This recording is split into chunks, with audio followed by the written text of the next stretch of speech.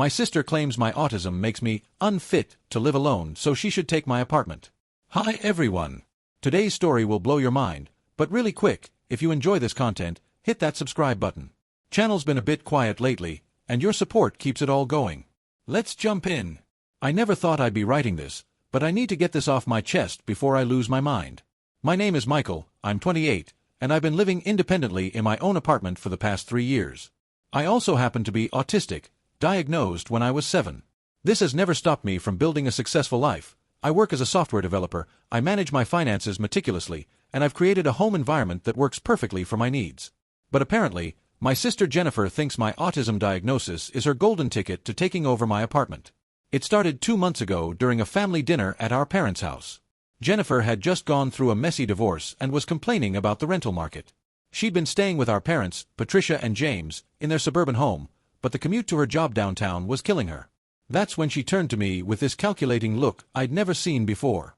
"You know, Michael, I've been thinking," she said, cutting into her chicken with deliberate precision. "Your apartment is perfect for my commute. And let's be honest, you'd probably be more comfortable back here with Mom and Dad where someone can keep an eye on you." I nearly choked on my water. Keep an eye on me? Jennifer, I've been living alone for 3 years. I have a job. I pay my bills. What exactly do I need supervision for? She waved her fork dismissively. Come on, we all know you struggle with things. Your routines, your social issues. It's not healthy for someone with your condition to be isolated in the city. You need family support. My mother shifted uncomfortably in her seat while my father suddenly became very interested in his mashed potatoes. Neither of them said a word to defend me. My condition. I set down my fork carefully, feeling that familiar tightness in my chest that comes when I'm trying not to explode.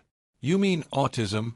The same autism I've had my entire life while graduating college, landing a 6-figure job, and maintaining an apartment you apparently want to steal. Jennifer's face flushed. I'm not trying to steal anything. I'm trying to help you. Do you even realize how much you're struggling? When was the last time you had friends over? When did you last go out socially? You order the same groceries every week, eat the same meals, follow the same schedule. That's not normal, Michael. I stood up from the table, my hands shaking slightly. It's called having a routine. It's called knowing what works for me. And for your information, I have online gaming sessions with friends 3 times a week, I attend a coding meetup monthly, and I'm perfectly happy with my life. What's not normal is trying to manipulate someone's disability to take their home. The room went silent. Jennifer's mouth opened and closed like a fish, clearly not expecting me to call her out so directly. Our parents finally looked up, with my mother attempting her usual peacekeeping routine. Now, Michael, Jennifer is just concerned about you, Patricia said softly. Maybe you could consider dash. Consider what? Moving back to my childhood bedroom so Jennifer can have my apartment with the rent-controlled lease I've maintained for 3 years?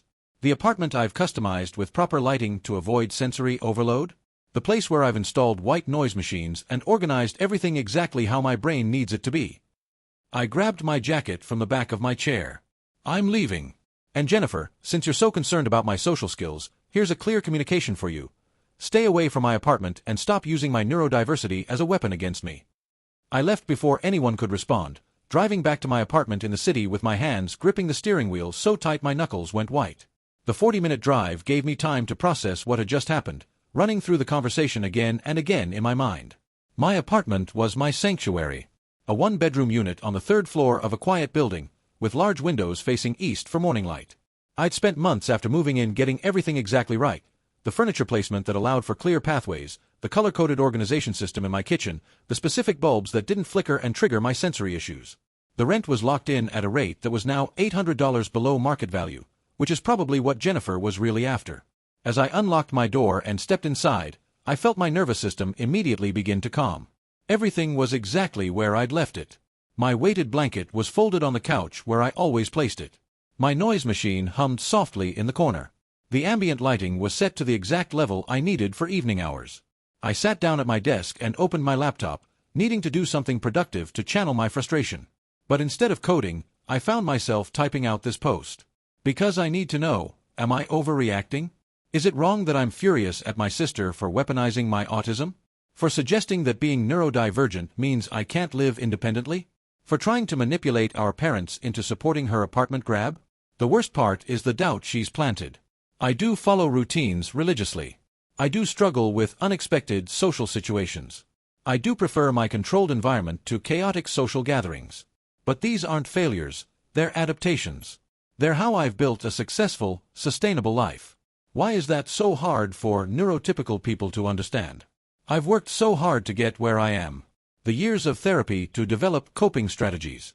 The careful construction of systems that let me thrive. The job that values my attention to detail and pattern recognition over my ability to make small talk. And now my own sister wants to tear it all down because she needs a convenient apartment and thinks my disability makes me an easy target. I'm not giving up my home. I'm not moving back with my parents. And I'm definitely not letting Jennifer turn my autism into a weapon against me. I just needed to vent to people who might understand. Thanks for reading this far. Update, 2 weeks later. I wish I could say things got better after my last post, but Jennifer has escalated in ways I never imagined. Thank you to everyone who validated my feelings and shared similar experiences. Your comments gave me strength, but I'm going to need more of it for what's happening now. After the family dinner incident, I went low contact with my family. I ignored Jennifer's texts completely and only responded to my parents with brief updates that I was fine. I thought giving everyone space would help. Instead, Jennifer interpreted my silence as proof that I was spiraling and needed intervention. Last Monday, I was working from home when I heard a knock at my door. I checked the peephole and saw Jennifer standing there with a clipboard and what looked like a professional binder. Against my better judgment, I opened the door with the chain still on. "What do you want, Jennifer?" She put on her most sympathetic face. "Michael, I come in peace. I've been doing research on support systems for adults with autism, and I just want to share some resources with you." "I don't need your resources. Please leave." "Just hear me out," she pushed. "I've been documenting some observations that might help you understand why I'm concerned." My blood went cold. "Documenting? What do you mean, documenting?" She lifted the clipboard. "Just some notes about your patterns. For instance, did you know that you've ordered groceries at exactly 6 p.m. every Sunday for the past month? And that your lights go on and off at the exact same times every day? These rigid patterns could be signs that you're struggling more than you realize." I slammed the door in her face, my heart racing. She'd been watching me, tracking my movements, taking notes on my daily life like I was some kind of case study. I immediately called building security to report her, but they said unless she tried to force entry, there wasn't much they could do about someone standing in the hallway. The next day, I found out how she was getting her information. My downstairs neighbor, Sharon, knocked on my door looking embarrassed. "Michael, I need to tell you something," she said, wringing her hands. "Your sister approached me yesterday asking questions about you. She said she was concerned about your well-being and wanted to know if I'd noticed anything unusual. I told her to mind her own business, but she was very persistent. She asked if you ever had meltdowns, if I heard you talking to yourself, if you kept strange hours. I thought you should know." I thanked Sharon and immediately sent an email to my building management about Jennifer harassing other tenants. They responded that they would send her a formal warning if she entered the property again. But Jennifer wasn't done. 2 days later, my mother called me in tears. "Michael, Jennifer showed me her documentation. She has pages and pages of notes about your behavior. She says you're showing signs of deterioration and need intervention. I don't know what to believe anymore. Mom, she's stalking me. She's watching when I order groceries and turn my lights on. That's not concern, that's surveillance. But honey, some of these patterns she's documented, they do seem very rigid. Maybe you could just talk to someone? A professional who specializes in autism support." I wanted to scream. I already have a therapist, Mom. One who's helped me build these routines because they keep me functional and happy. Structure isn't a pathology, it's a tool. "I know, sweetheart, but Jennifer is just so worried.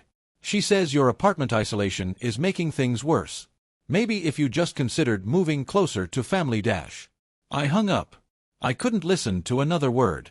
Jennifer had gotten to her, twisted my successful coping mechanisms into symptoms of decline. The documentation incident sent me into research mode. I spent hours looking up tenant rights, harassment laws, and legal protections for disabled individuals. I started my own documentation, screenshots of Jennifer's texts, recordings of her voicemails, security footage from my building showing her loitering outside. I also reached out to my therapist, Dr. Rodriguez, for an emergency session. She was appalled by what I told her. "Michael, what your sister is doing is a form of ableist harassment," she said firmly. Your routines aren't signs of deterioration, they're signs of excellent self-management. The fact that you've created a living environment that supports your neurodiversity is something to be proud of, not something that indicates incapacity. She offered to write a letter affirming my complete capability to live independently, which I gratefully accepted. I also asked her to document our 3 years of sessions showing my continuous stability and growth. But the stress was getting to me. I found myself checking the peephole constantly, worried Jennifer would show up again. I installed a Ring doorbell so I could monitor who came to my door even when I wasn't home. I started varying my grocery delivery times to throw off her surveillance. The safe space of my apartment began to feel less secure. Then came Thursday. I was in the middle of a video conference for work when my doorbell app alerted me to motion. I minimized my work screen to check the feed and saw Jennifer standing at my door with someone I didn't recognize, a woman in business casual attire carrying a folder. I muted my work call and listened through the app as they talked in the hallway. "This is definitely the unit," Jennifer was saying. "As I mentioned, he's been resistant to help, which is unfortunately common with his condition. That's why I needed a professional opinion." The other woman nodded sympathetically. "I understand. These situations with family members on the spectrum can be so challenging. The rigidity and resistance to change often prevents them from recognizing when they need support." My hands were shaking as I recorded the entire interaction. They stood there for 10 minutes, with Jennifer pointing out things like the fact that my doormat was perfectly aligned with the doorframe, obsessive behavior, and that I had the same Amazon delivery schedule each week, inability to adapt. After they left, I saved the recording and immediately called my lawyer friend, David, who I knew from my coding meetup. He confirmed what I suspected. Jennifer was likely trying to build a case for guardianship or conservatorship. "She's creating a paper trail," David explained. "The documentation, getting your parents involved, bringing what sounds like a social worker or therapist to observe, these are all steps someone might take if they were trying to prove incapacity. You need to be very careful and start protecting yourself legally." That's where I am now. I've started the process of getting a restraining order against Jennifer. I've documented everything and made appointments with both a disability rights lawyer and my therapist to create a robust record of my independence and capability. I've also informed my employer about the situation in case Jennifer tries to contact them. But I'm exhausted. The constant vigilance, the need to prove my competence, the violation of having my daily life scrutinized and pathologized, it's taking a toll. I've built a beautiful, functional life that works for my autistic brain, and now I have to defend it against someone who sees my neurodiversity as a vulnerability to exploit. The irony is that Jennifer's harassment has disrupted my routines more than anything else in the past 3 years. The stress has made it harder to maintain my schedules, affected my sleep, and triggered anxiety I haven't felt since college. She's creating the very instability she claims to be concerned about. I'll update again once I have the restraining order in place. To everyone dealing with similar situations, document everything, know your rights, and never let anyone make you feel ashamed of the adaptations that help you thrive. And to Jennifer, if you somehow find this, I see exactly what you're doing, and it's not going to work. Update, 4 months later. This will be my final update on this situation, and I'm happy to say it's ending very differently than Jennifer planned. But first, let me tell you about the absolutely insane stunt she pulled that finally exposed her true intentions to everyone. After my last update, I did get the restraining order. Jennifer was legally required to stay 100 feet away from me and my apartment building. She couldn't contact me directly, through third parties, or via electronic means. You'd think this would be the end of it, but Jennifer had one more card to play. About 6 weeks ago, my mother called asking if I'd be willing to attend a family mediation session at their house. She swore Jennifer wouldn't be there. It would just be her, my father, and a family friend who was a counselor who specialized in family dynamics and disability support. Mom promised it was just to help them understand my perspective better. I should have trusted my instincts, but I missed my parents. The past months of limited contact had been hard, and I genuinely thought they wanted to repair our relationship. So I agreed, with the condition that I'd leave immediately if Jennifer showed up. I arrived at my parents' house on a Saturday afternoon. My mom greeted me with a hug and led me to the living room where my father was sitting with a woman I'd never met before. She introduced herself as Linda, a family support specialist, who was friends with Jennifer from her book club. Red flag number 1. "Michael, it's so wonderful to meet you," Linda said with an overly bright smile. "Your family has told me so much about you. I understand you've been living independently, which is just fantastic. I work with many adults on the spectrum, and I'm always impressed by their capabilities." The condescension in her tone made my skin crawl, but I sat down, determined to give this a chance for my parents' sake. "Now," Linda continued, pulling out a notebook, "I'd love to hear about your daily routines. Your sister mentioned you have very specific patterns. I stiffened. I thought Jennifer wasn't supposed to be involved in this. My mother quickly intervened. She's not here, honey. Linda is just trying to understand the family dynamic. Against my better judgment, I began explaining my routines, emphasizing how they help me manage my executive function and sensory needs. Linda nodded along, taking notes, occasionally making comments like, "How interesting," and "That must be challenging." About 20 minutes into this bizarre interview, the doorbell rang. My father went to answer it, and I heard voices in the foyer. My stomach dropped as Jennifer walked into the living room, followed by another woman in a suit. "What the hell is this?" I stood up immediately. Jennifer held up her hands. "Michael, please, just hear us out. This is Barbara from Adult Protective Services. I called them because I'm genuinely concerned about your well-being." The woman in the suit looked uncomfortable. "Actually, Miss Thompson, I'm here because you reported a vulnerable adult in need of assistance. However, I need to clarify that I'm not seeing any evidence of that so far." That's when everything clicked. The family friend Linda, the formal setting, the note-taking, Jennifer had orchestrated this whole thing to look like an official assessment. She probably told the APS worker I was in crisis and needed immediate intervention. "This is a violation of my restraining order," I said, pulling out my phone. "I'm calling the police." Jennifer's mask finally slipped completely. "Oh, come on, Michael. I'm trying to help you. Do you have any idea how much money you're wasting on that apartment? You could be living here for free while I take over the lease. It would be better for everyone." The room went silent. Even Linda looked shocked. The APS worker, Barbara, turned to Jennifer with raised eyebrows. "Ms. Thompson, are you saying your primary concern is taking over your brother's apartment lease?" Jennifer tried to backtrack. "No, I mean, that would just be a beneficial side effect of getting him the support he needs. Stop." Barbara held up her hand and turned to me. "Sir, I apologize for this waste of your time. From what I can see, you're clearly capable and independent. I'll be noting in my report that this appears to be a family dispute over housing rather than a genuine welfare concern." My father, who had been silent until now, finally spoke up. "Jennifer, what the hell is wrong with you? You told us Michael was deteriorating. You said he needed help. But this is about his apartment." "Dad, you don't understand," Jennifer started, but my mother cut her off. "No, Jennifer. We understand perfectly now." Patricia's voice was colder than I'd ever heard it. "You used our concern for Michael to manipulate us. You made us doubt our son's capability because you wanted his home. I'm ashamed of you." The APS worker gathered her things. "Mr. Thompson, I'll need to file a report about this incident. False reports to APS are taken very seriously. You may want to consider pursuing additional legal action." She handed me her card before leaving. Linda, the fake family support specialist, quickly made excuses and left as well, clearly not wanting to be associated with this disaster. That left me with my parents and Jennifer, who was now in full panic mode. "Michael, please, I didn't mean for it to go this far," she pleaded.